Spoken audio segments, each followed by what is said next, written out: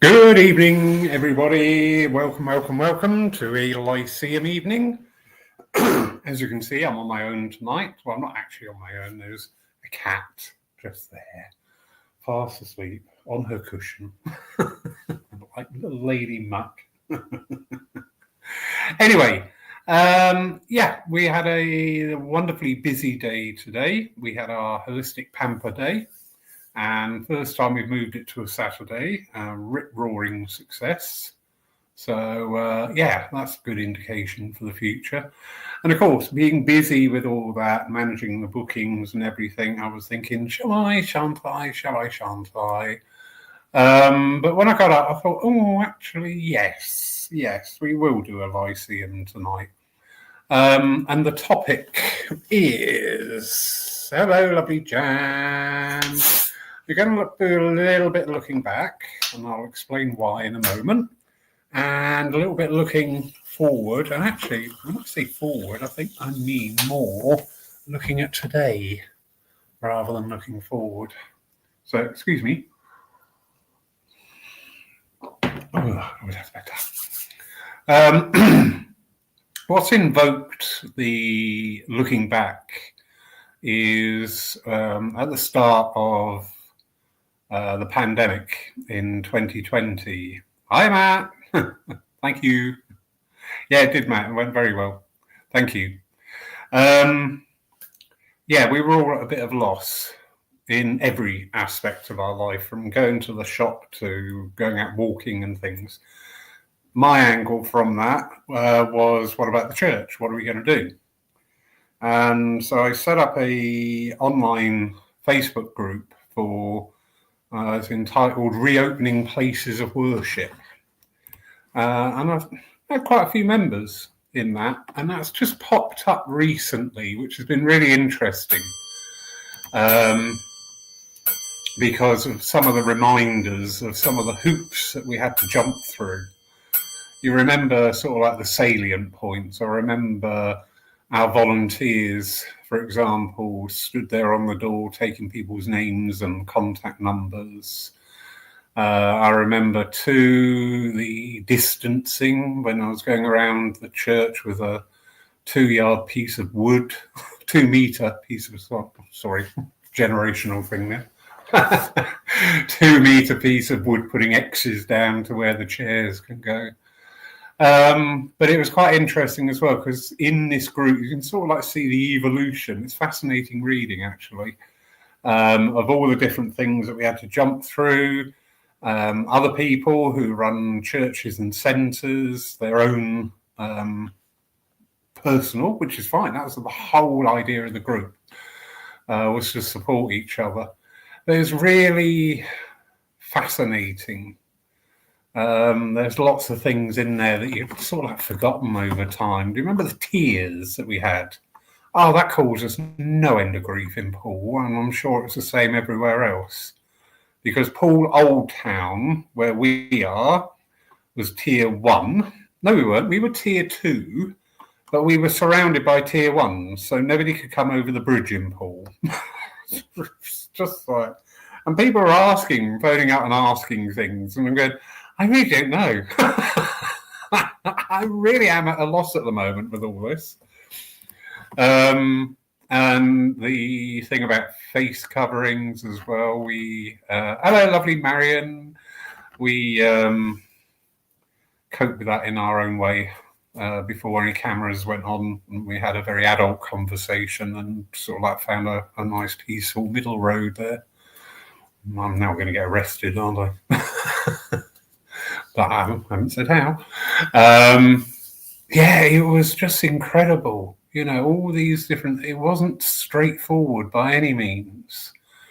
Reviewing that page, the guidance for churches was slow in coming out. And then, which affected a lot of people in the group, the guidance for community centres was different.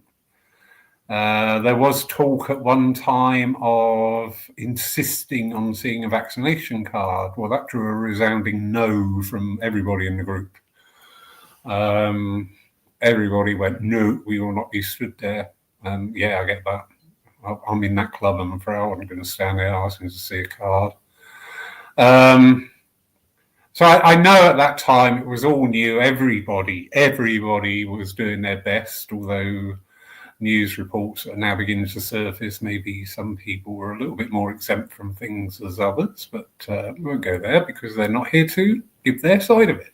So anyway, but it was just really interesting, that time and the amount of work. And it's not only just by what we were doing here at Paul Church, but the input from other churches up and down the land and what they were facing and how they're trying to get round it.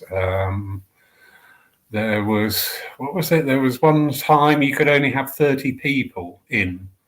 So lots of people are asking exactly the same question as I am. Is that 30 people in the congregation, and then you've got like your demonstrator and your chairperson and your volunteers, or is that 30 people in total? We never really got a clear answer on that. So yeah, it was really interesting because we were all faced by this common energy. I mean, fear was definitely there, most definitely.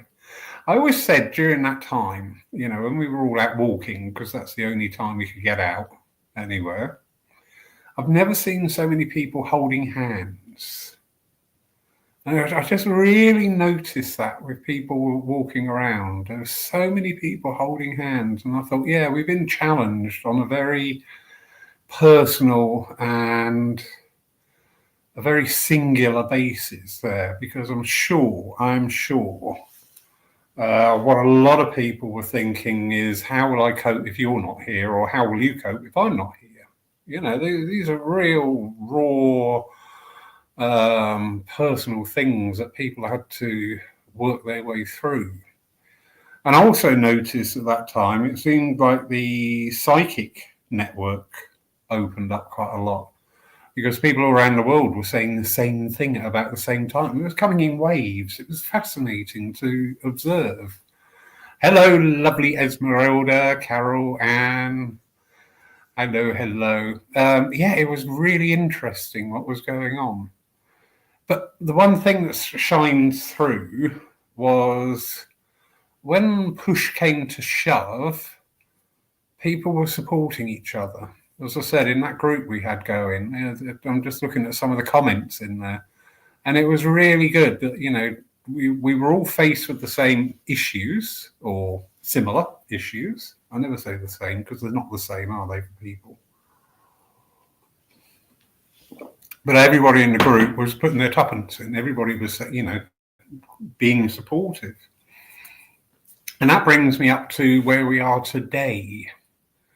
Because, I mean, as I said just now, one of the most dominating energies of that time are those lockdowns. I always remember looking out the window here, and we've got a big car park at the back here. And the only time you ever see that car park without one single car in it is Christmas Day. I always know it's Christmas Day because there's no cars out there. And what was it, a Tuesday, I think it was, wasn't it? Tuesday morning, and it wasn't until I looked out the window and saw no cars, it really sort of like went, oh, right, what are we going to do? But as I say, you know, I don't think that fear hasn't really gone away. And tell me if I'm wrong, you know, please join in. Oh, put my banner up. Yeah, please do join in. This is meant to be a group conversation. So, you know, that fear hasn't gone away, and it's not surprising, is it? Because the world today, I have this little thing in the back of my mind where a lot of little things live, and they'll sit there going, ah. It's very interesting, my mind. And I do think, you know, do you know what? The world, I don't think, would be worse off if they switched off social media for about 3 weeks, quite frankly. I need to be on social media for the work for the church, advertising, yada, yada, yada, yada, yada, yada. Esmeralda, do you remember that? So I need to be on there, but it's just so confusing, isn't it? And this hasn't changed. As I said, when I'm going back through this group about reopening places of worship, the fear elements there and the confusion, because we had this conflicting thing. If you remember, there was a little phase of things being leaked before they became announced. So we had time to settle into it before it was announced on the TV. Remember the 3 words: walk, run, sleep, and things like that. Yeah, and there was so much being leaked. But the trouble was, a lot of the stuff was being leaked was then being broadcast. A lot of the things being leaked weren't broadcast. They just never appeared. And I'm looking at the world today, and I'm just seeing that same energy at work. There's things out there that people are talking about this, talking about that, and it just never transpires to anything. Jan. Yeah, Jan Wallace, lovely Jan in France. Oh, you've gained 2 of our congregation. They've emigrated out there. Lovely couple, really nice. Actually set sail today. How exciting. So Jan's saying here, how many had the conversation with their partner about if they caught it and didn't want to go to hospital?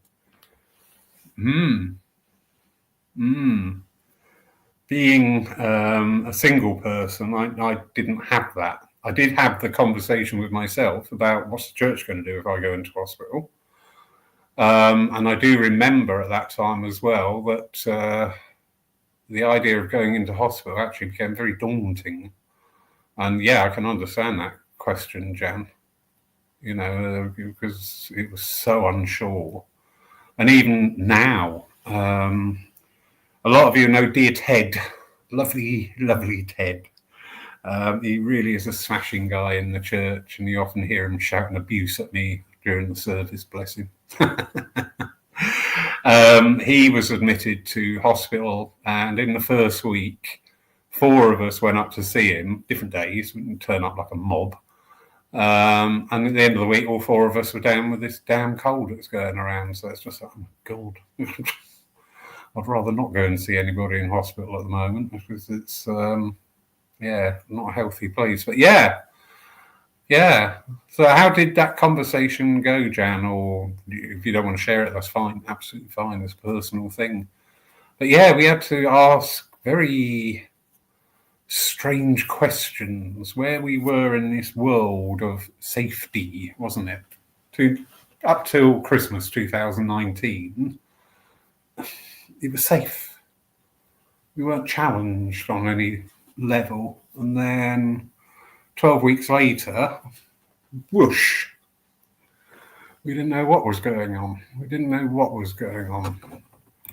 Carol Stone, hello, darling. People change their habits, and my road are a lot quieter at times when it used to be busy. Yeah, do you mean quieter now for people walking, or as in traffic? Because I've noticed this. Where we are, we're just off the town centre, and we've got parking there and parking in the road there. Well, weekend nights, Friday and Saturday nights, this road would be mobbed with cars, people going out.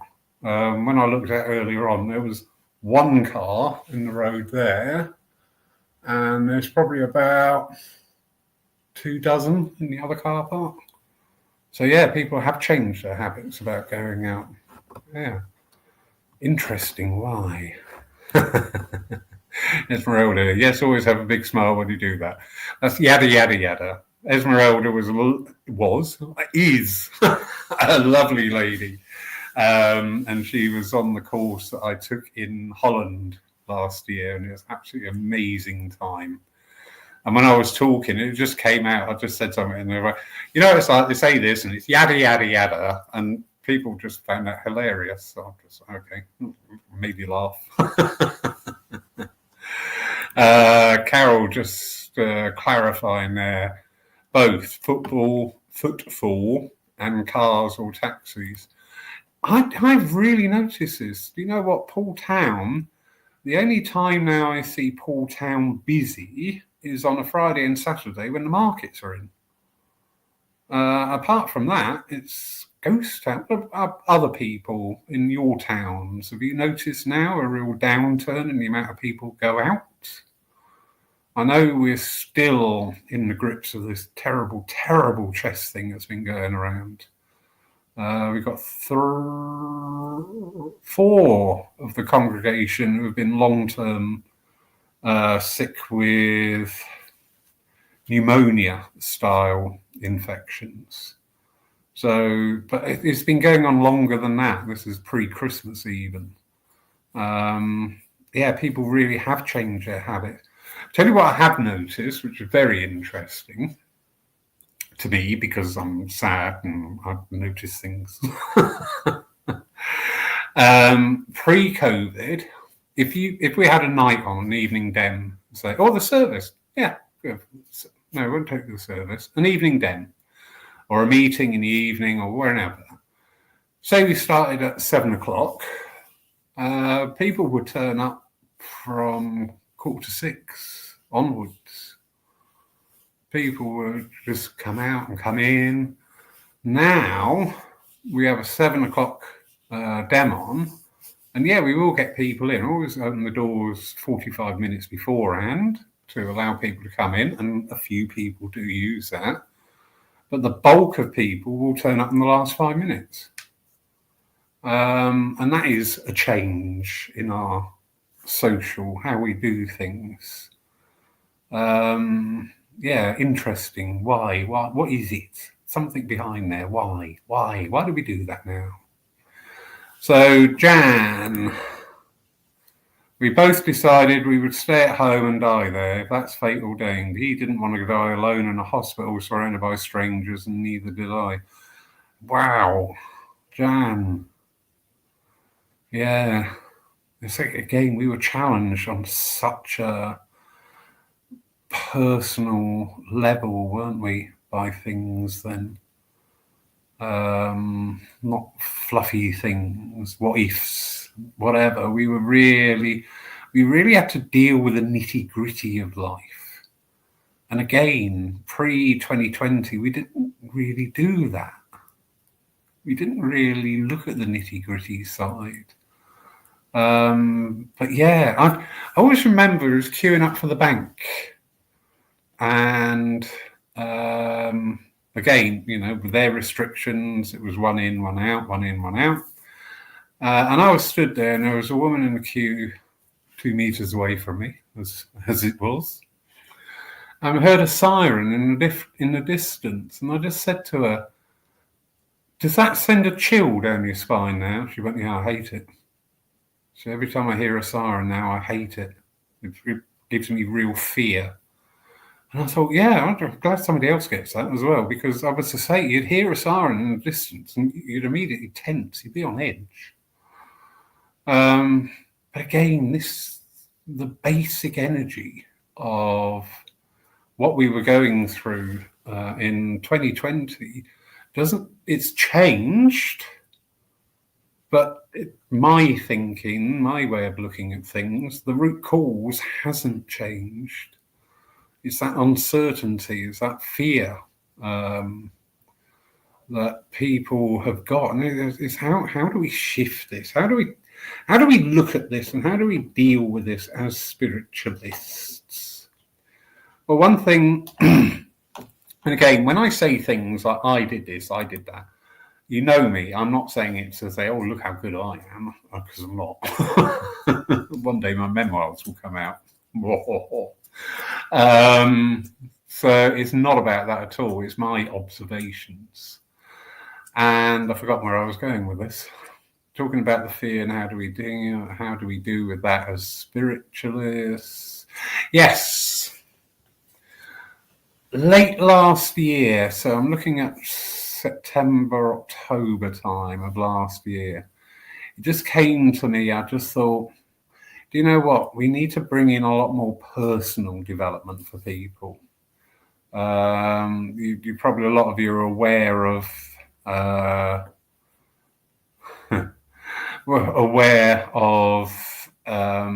the training that we carry out here. We have some absolutely wonderful demonstrators, and that kicks off next week or the week after.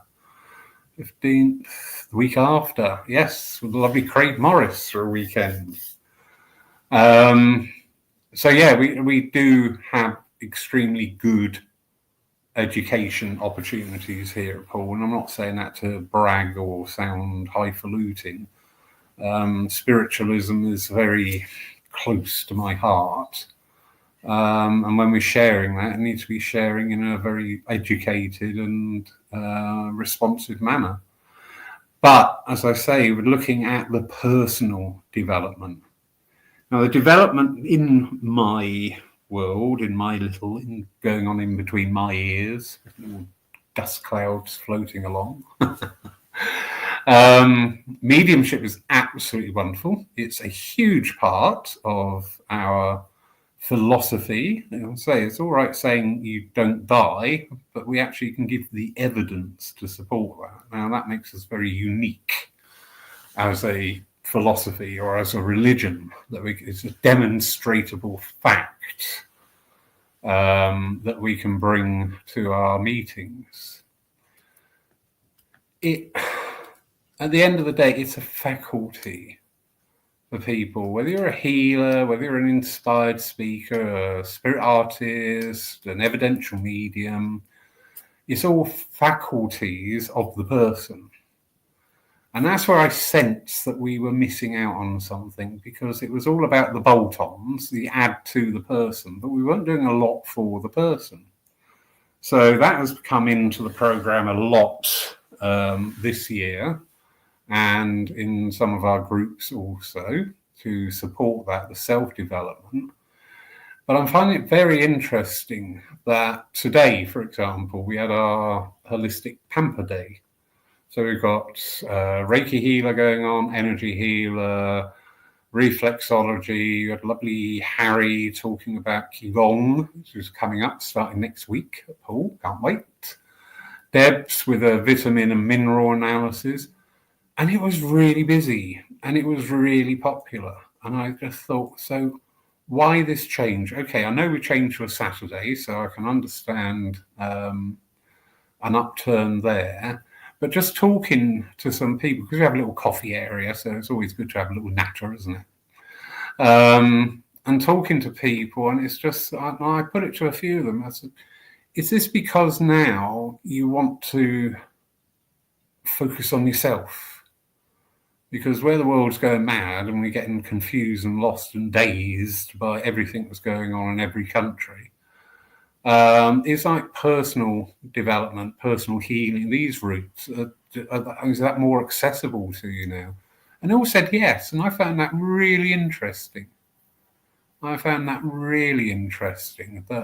we are seeing over here in the UK the rise now of finally, I'm sorry, I'm not being disrespectful, but finally we're starting to accept the evidence that we're given in churches, private sittings, demonstrations, but we're now beginning to take that next step on.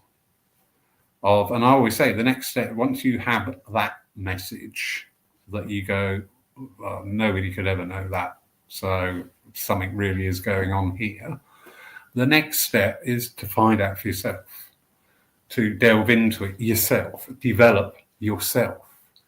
And that seems to be the energy that's coming in over in the UK. Now, I emphasize the UK because our wonderful European friends, like the lovely Esmeralda, who's in the room tonight, spiritualism is still a fairly new thing. Would that be right to say, Esmeralda? Or is it more now that it's more accessible in Europe than it was before the pandemic? But there's still great thirst there, and there's a very educated thirst as well. I love it. I love working with some of our European friends because they've really got that passion. It's like a reinvigoration of looking into spiritualism and all the faculties that go with that. Again, trance, evidential, healing. Healing is really coming along a treat. So, yeah. So I'm just fingers crossed. that, yeah, we're beginning to see a little bit more of an upsurge now. People are going, well, I know you live after you die. I know that, but I want to know now how that affects me. How bring it back to self. This started coming to light actually in a lot of the private sittings we were asked to do. Again, pre-2020, 99.9% of the sittings were evidential ones. Since 2020, and it's probably started coming more apparent in 22, 23, that people were going, yeah, that's me gran, but what about me? Not quite that harsh, but that was the energy. People wanted to know more about things in their life. And I'm not talking fortune telling. I've got a group on at the moment doing psychic work. The response to that has been brilliant, absolutely blown away by it. But we're doing psychic readings now and listening as you're going around the groups and they're working and listening, and some of the things that are coming out, because there's some really good psychics coming up. It's much more about things on the personal level. It's evidential because they're saying things that the person has been considering or thinking about. So there is that thread of evidence there. But there's also beginning, because there's quite a few mediums on the psychic course. And there's been quite a few instances of the other world. And I've said to them, listen, the other world want to step in and say something, let them, all right? Because you're a medium. That's fine. I don't have a problem with that. And this is happening with lots of them. And it's advice. We had somebody the other week, another medium was giving this person a psychic reading, and I was walking around trying to dip in and pick up things. And I said something about people, the potential there for a certain person to use you. I can't go into too much detail, but to actually use you. And the person who was giving the reading, who is a lovely medium, they just turned around and said a name. This person went, oh my God, yes, I thought that's what was going on, and that's his name. It was. I walked away going, oh, that was good, thank you. But it is really interesting. I mean, again, it's when we talk about spirit, I want to include our own spirit, because we tend to neglect that, don't we? Our soul. Now, again, pre-COVID, soul readings and soul talk was a bit of a niche market. It wasn't for general consumption. But again, when we say we're working with spirit, we must never forget we are working with the spirit of the person who we're working for, alongside our own spirit as well. And one of the basics that I find in all spirit communications, whether it be external, internal, or focus from the sitter, is healing and compassion. So it's just really interesting how some of these sittings are starting to unfold now. I don't know if I've made sense there. I'm losing myself a little bit there. Lovely Esmeralda, good question. It's more usable and people are expecting more, getting more normal. Okay, that's about the private sitting. No, spiritualism, wasn't it? That was the question. It's more accessible and people are expecting more. So it's getting more normal. So spiritualism is getting normalized within the culture of Europe. So that's really good. That's really good news. Thank you for that answer. That's great. Lovely Jan. Would have been here today, but she's got a cat. That's all right. It's forgiven. We've got cat. We've got a little stray cat who's very tentatively trying to get his nose in here. So I may end up with another cat. Or I may not. It's up to the boss. Anyway, I drift. So yeah, it is fascinating. So again, I bring it back to that question: what can we find in spiritualism to give us comfort?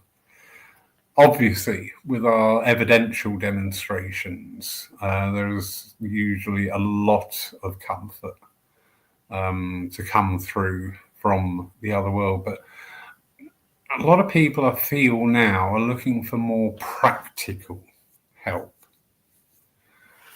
And this can really be a very nasty double-edged sword. There are some wonderful, I've had amazing spiritual assessments, absolutely amazing. Similarly, I have sat there and had to endure. Just the other week, somebody was telling me about the love of my life is now going to come into my life. Oh, she's a beautiful woman. And I'm going, really? Is she really? So yeah, I always have a reservation when we talk about guidance and advice from the other world, because sometimes our mind will come into play, whether there is a link there to the other world or not. So when we hear guidance and advice, sometimes that can just be, this is going to be my opinion. But I did have to laugh about this beautiful woman who's going to come in and make my life complete. Oh, I don't know, maybe I'm getting a maid. That's probably about that. I could really do with a hand, would run the hoop. That's not a sexist remark, by the way.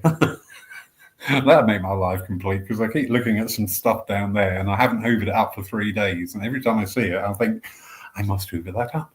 Anyway. So, yeah, it's... Yes, Jan. The word is out in the stray community that you're a soft touch. Yes, yes. He keeps peering in the windows and he's got the most beautiful eyes, but it's a bit disconcerting when you sat there watching telly and you suddenly get uncomfortable and you look at the window and there's 2 big green eyes looking at you. It's like, ooh. But yeah, as I say, this where we are looking now for assistance to navigate this world.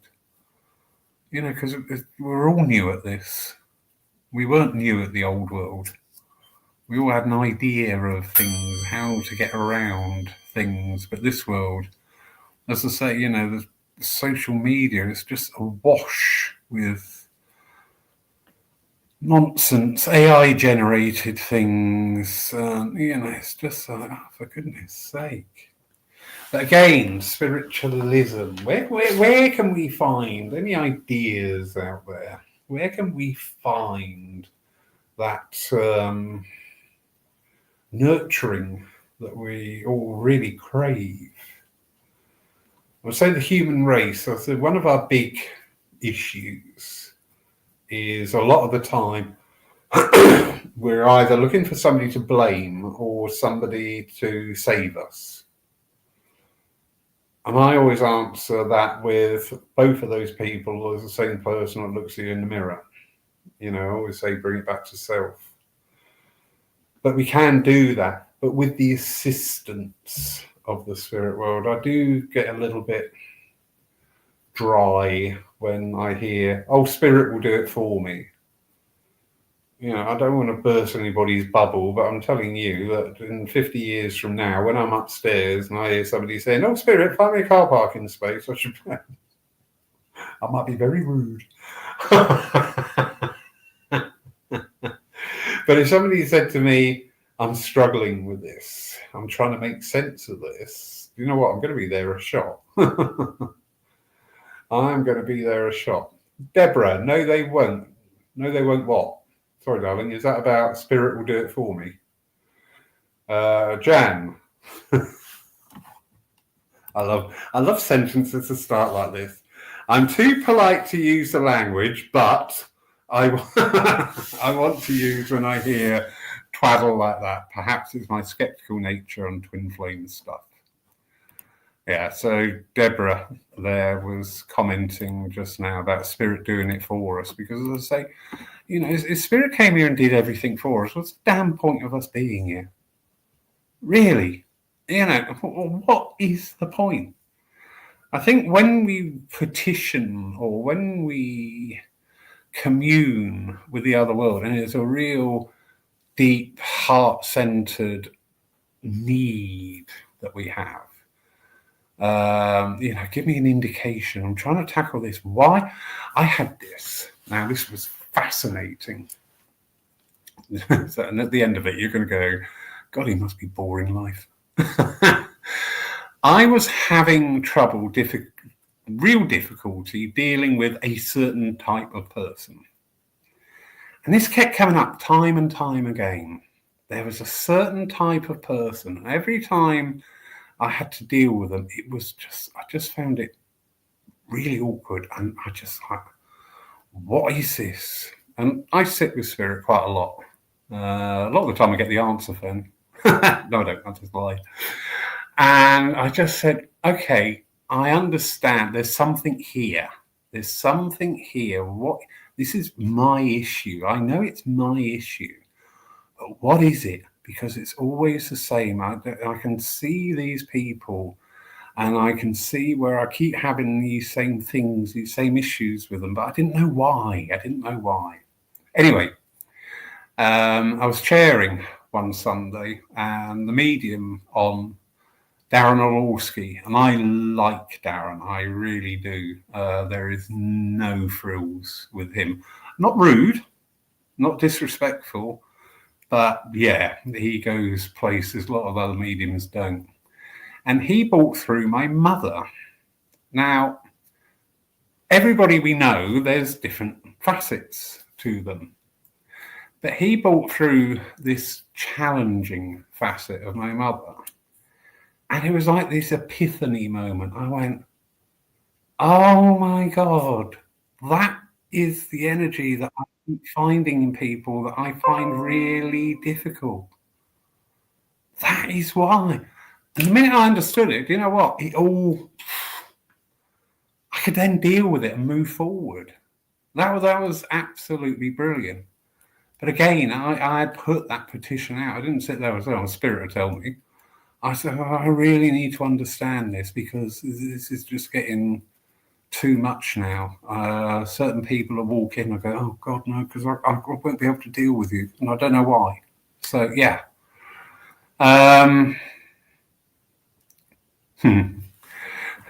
Yeah, lovely. Deborah. I love my angels and guides, but they don't make everything easy or there would be no point. Exactly.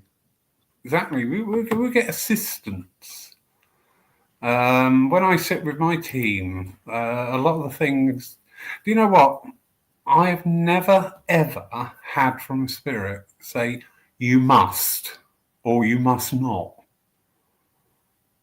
It's just something in the communications that we have. We've never said that. They'd always say things like, have you considered? Did you give thought to? How does the other person, it's always put back in a question. And I love that because, that to me is working together. I think if the other world says to me, you must do something, we've got a natural, I'm not going to do that. How dare you tell me? I think a lot of us have got that gene. So, so Deborah, don't mind that. I was just saying, you've got TJ Higgs, 4th of April. What church is that then, Deborah? Be nice to know. But yeah, the other world have never said to me, you must or you must not. It's always been an evolution. It's always been a learning.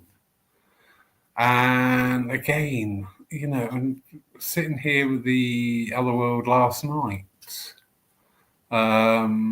Again, trying to make sense of things. And they just said, hold fast. And I went, okay. I'm not sure what to do, but yeah, okay, I'll go with that. So that's up in Woking. Jan Wallace, I won't be told either. Well done, Jan. Thank you. At least there's somebody else. But it's like children, isn't it? When we are in children's development, What's the worst thing you can say to a child? Don't do that. You may as well just say, go do it. Just do it now. Get it over with, quick. And we don't lose that, I don't think. We don't lose that. Because if you're told not to do something, you go, why? Why? What could possibly go wrong? And then when it does go wrong, you think, I never thought of that. I never thought that would happen. But never mind, they did. As I say again, our churches and centres are integral to our movement. They really are, because they are places where, and I'm beginning to see it more and more, which is lovely, that we're starting.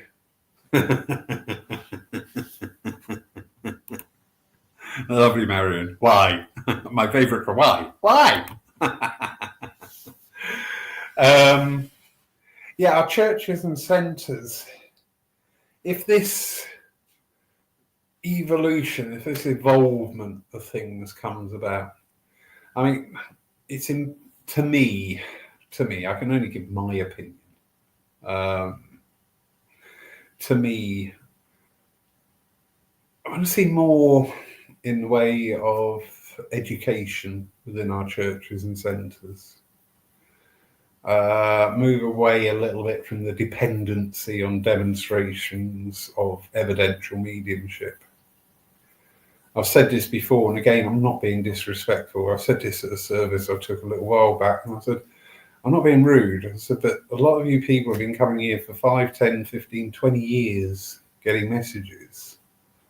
What are you doing with it? Where's the growth? Where's the movement? Or do we have a message and go, oh, that was a lovely message. I'll come back next week and see if I can get another one. Or, and sometimes I say to the other world, I said, don't you ever get tired of continually doing that and not seeing the growth? Excuse me. And the response came back is, we give in love, and love knows no bounds. I went, right, yeah, I get that. And again, it's like us, isn't it? We've all met people who we can have such an engaging conversation with, and really the passions come out, and we can talk and we can see the growth there. And then we have other people come in and start asking about things, and you're trying to give your best explanations of things, and you just know deep down that it's not moving, it's not going to go anywhere. We should just go out for a beer, quite frankly. So what I was talking about there with the churches and centres, I would love to see more education going on there. I know myself as a working medium, I was taking a service, and we were talking about home circles, and I have a very big soft spot for home circles. I'd love to see the research of them. Julie Caswell, if she's still in, runs a wonderful one. And I just happened to mention somebody from the past. I think it's Gordon Higginson. And after I said it, I looked out and I went, hands up, who's heard of Gordon Higginson? Nobody. Okay. Later on, I was saying a story about the home circles. I said about physical mediumship, and the same thing. I went, who's heard of physical mediumship? Nobody. I came home, and I was walking back from the railway station. The life of a medium is so much fun, getting on late night trains with all the drunks and walking around the dodgy parts of town to get home. And I just said to the spirit world, I said, what is going on? What is this? What am I wasting my time? What is going on? I just got a one-word response. They went, teacher. And I went, oh, all right. I would love to see that passion come back in. This is what I see when I work with the European colleagues. I see that passion back in. Not only the evidential is there, but that's not the be-all and end-all with things. there's more to it. There's more to it. There's more to it. And how do we reinvigorate that? Because the more we reinvigorate that, the better our service to the community is going to increase. As I say, there's nothing wrong with the evidential mediumship, but if you're just tottering from one den to another, to another, to another, to another, without any sort of educational side to it. I was talking to a medium. Now, I've never come across this, but I found it fascinating. This guy was saying that it used to be a thing that the chairperson, if there was somebody new in the congregation and they had a communication, the chairperson would write down certain points from the message, but then afterwards go over and talk to them and pick up that thread again with the message, and also try and bring in that sort of like knowledge and understanding. This isn't a trick. I'm sure a lot of people look at us and go, this is some sort of a trick, isn't it? This is, how do you do that? I found that an absolutely fascinating concept. I love that one. So watch out for me sat there with a notebook one day. So yeah, lots there, isn't there? Lovely, Matt. Being lucky enough to be part of a good circle, the spiritual and group support it brings is so valuable, more now than ever with everything going on in the world. Very true. Very true. Yeah, it is. And again, this is this reflection of the community. This is another thing. But the churches and centres could support. And that, to me, stems from being part of the local community. We do charity events here at Poole supporting local groups. Not being dismissive of, the big charities. They do some absolutely wonderful work. But who are we supporting? There was a luncheon club for the elderly, and they met every Friday. And they have something like 40 or 50 people turn out every Friday for a meal and a natter and the social side of things. That's great. Local hospital, child bereavement services. We did stuff, because we are part of the community. And the more we're active in the community around us, the more that community energy comes within the church. It's not come in, sit down, don't say anything, yes or no if you get a message, and then go home afterwards. There's no community in that. So, yeah, we've got bags of potential, and we've got access to unlimited information from the other world. So, why is it not happening? There's a question. Yeah, Marion, there's a why. Why is it not happening? So, again, what can we find? The one thing I find, one of the things I find with all my works with the other world, be it on behalf of other people or for myself or for the church or whatever, no matter where it's applied to, is just that unquestioning and unwavering support. The reliability, the continuity, that's a big thing. It's not flip-flop. It's always this continual stream of support, of information. And yeah, you've got to get off your backside and do stuff. That's fine. I'd rather do something. I work very instinctively on things. And I trust. We had somebody the other day come here to talk about something involving them working in partnership with the church. And I saw this person drive past. And just by driving past, I thought, this person will be a really good asset. And guess what? He's already turning out to be a really good asset. because you just go with that flow, you go with that trusting instinct and that guidance, because we do get guidance. We do have things presented to us. We've got to make the choice, because I could have quite easily gone, yeah, all right, he seems a nice person, but yeah, it's a bit too pushy, I don't want this or whatever, and dismissed it. But then it's sort of like, no, I know this is going to bear fruit, and that requires me to work and do stuff as well. Lovely Jan, have you asked Spirit for any pointers? Do you know what, Jan? Guess what the answer is? No. Because I don't know why. But guess what I'll be doing tonight when we go offline? After I've fed somebody here, because they're hungry. Hello, lovely Pauline. But yeah, that is really good point, Jan. Yeah. I did ask about the church and is it going in the right direction? Again, I got the continuity back. And yeah, somebody said something, I'm sure it was a compliment. And they went, oh God, that's typical Lawrence. But at least you know where you stand with him all the time. Now, I'm going to take that as a compliment. I will that is a compliment. End of. Yeah, you're going back.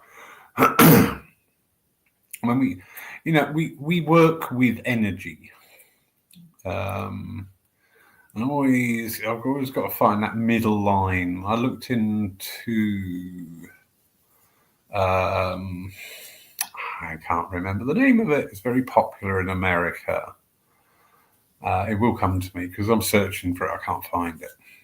And I found that a little bit too dispersonal or too unemotional.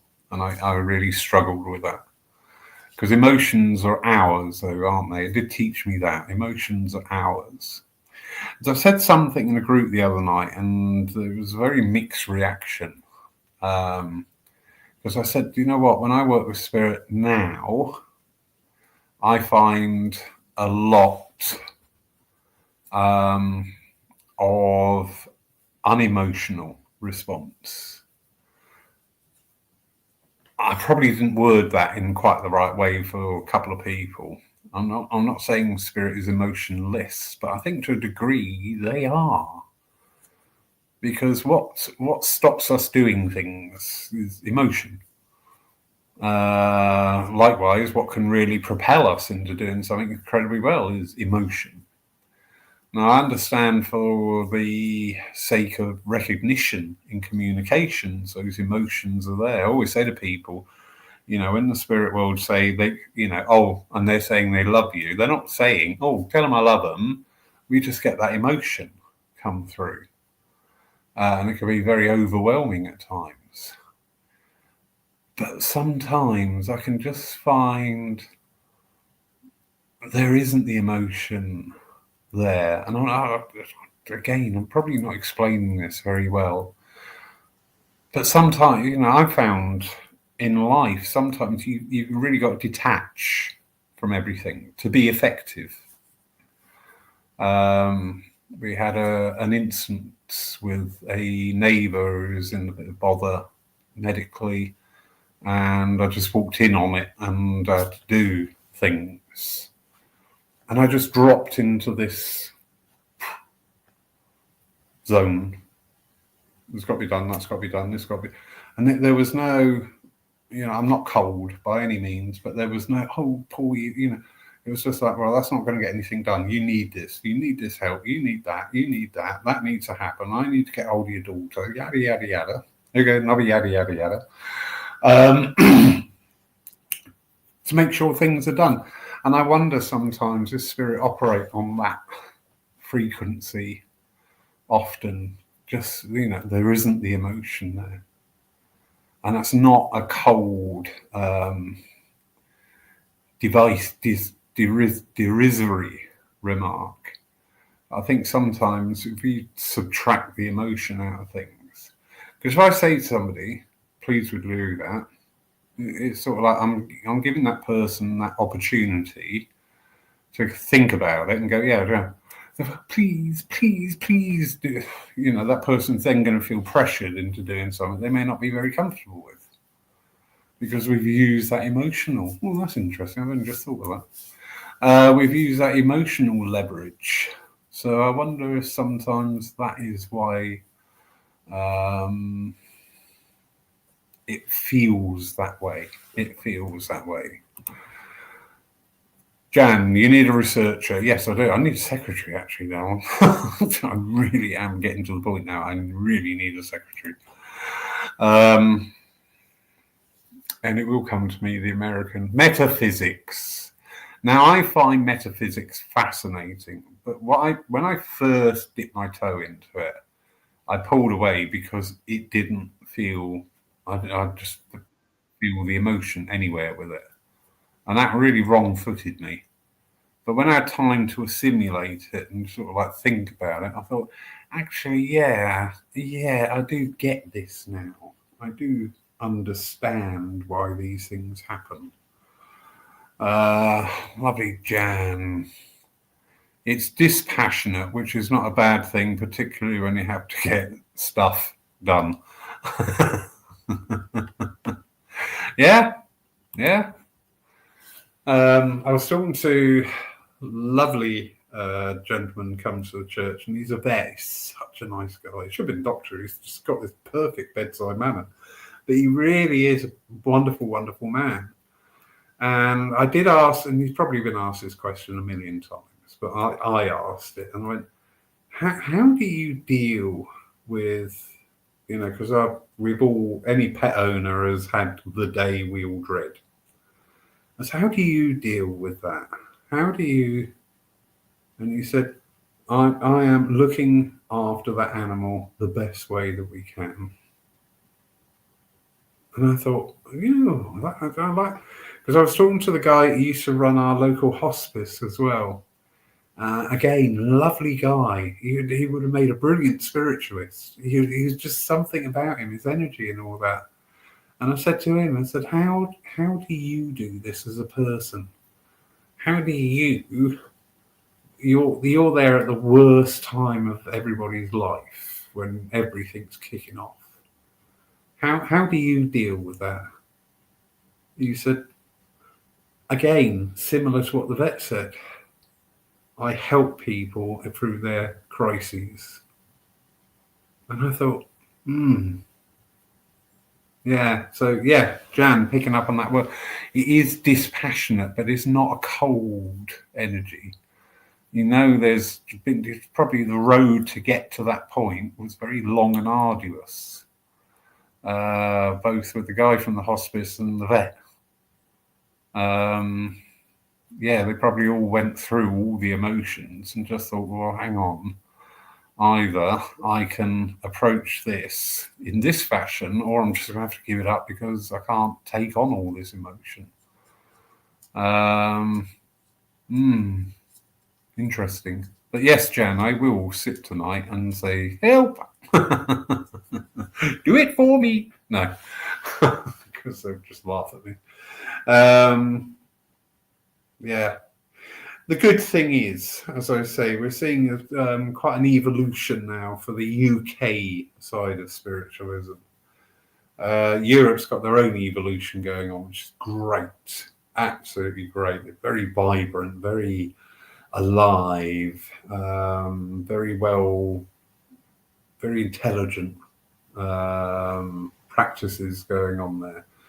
But as I say, in the UK, I think we're on this cusp now where the emphasis is changing for a lot of people, and the churches, centres, mediums, whatever faculty or spirituality brings you into contact with people, you may want to look at how can you embrace this more.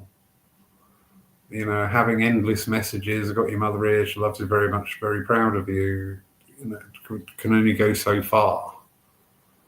You know, if your mother comes through, as mine does, When my dad comes through, it's because I've done something good. When my mum comes through, I'm getting a rollicking. But even then, there will be something like, do you remember something from childhood XYZ? And you think, yeah, I do remember that because that's similar to what I'm going through now. And that's the way I'm behaving. So stop it. Stop it, stop it, stop it. But anyway. Thank you for being with me on this hour. I hope I've made some sense. And I hope more than anything that I've prompted some thinking. Some, if I've said something that really challenges you, absolutely fine, because that means you've got very strong beliefs. That's wonderful. But I hope there's things in there that have made you think. Because this is what I think, we need to bring more and more into our spiritualism, to make people think. And apply things, compare it to their own life. And as I say, if it doesn't sit well with you, as I said, like the metaphysics, when I first went in it, I recoiled from it when I realised what was going on. But now I'm going back into it, but with a different mindset, because now I understand this lovely word Jan used there, the dispassionate side of things. And I get that now. I understand why that is important. So, yeah. Anyway, thank you. Thanks for listening. Thanks for putting up with me. As I said, I hope you found something in there of interest to you.